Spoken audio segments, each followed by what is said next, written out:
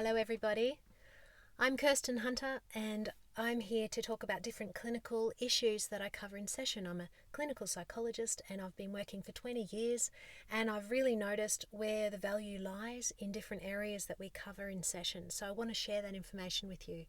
Today we're talking about knowing you're ugly. So when we are just getting into a relationship, having the skills to really pay attention if there's any big warning signs, any red flags.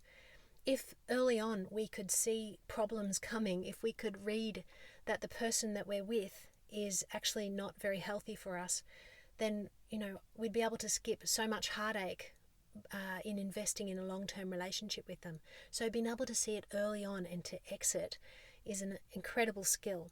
So first of all, what's really important is to know that when someone has got negative characteristics, so they might be very, we'll go through that in a minute. We'll go through what the negative characteristics are.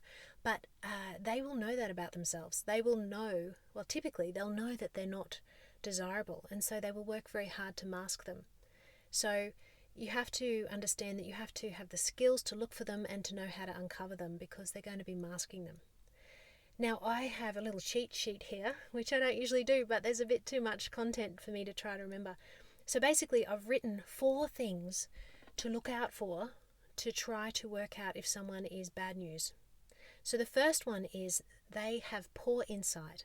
They're unwilling to take responsibility for when they're doing harm to others or there's their part in a problem that's happening in the relationship or in their workplace.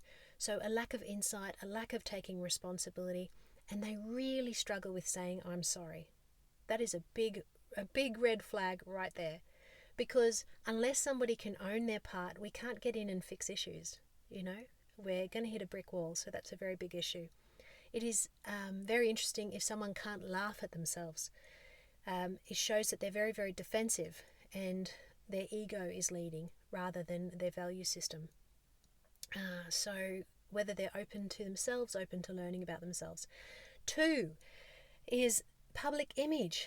They really care about public image enormously, to the point where they're a different person behind closed doors as opposed to who they are in public. So there's a lack of being congruent in who they are.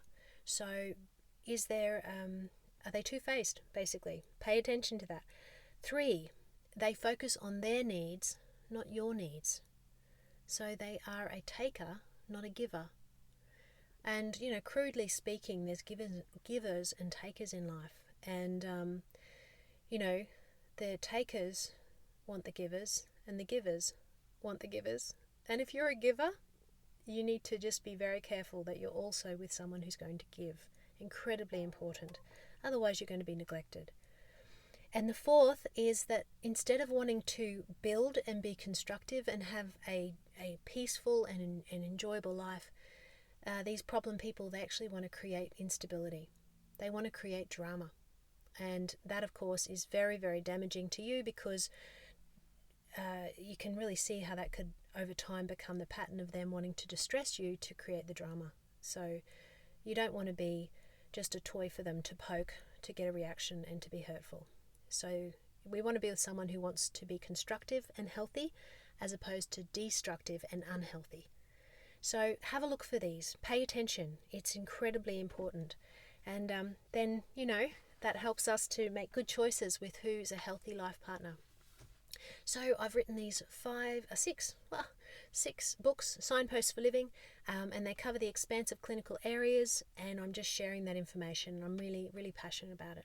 So if you want to catch me, my website is kirstenhunterauthor.com.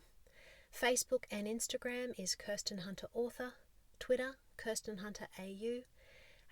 Here we are, YouTube, Psych in Your Car, and podcasts. I'm really enjoying them. You know what? I just lose myself because we get into these in-depth conversations about different life issues, clinical areas, talking to different guests, and myself bringing along clinical issues. So it's really, really thought-provoking and meaningful. I really enjoy it. So yes, that's Signposts for Living with Dr. Kirsten Hunter, and I'd love you to jump in and prescribe, of course. Subscribe. All right, thank you. Take care.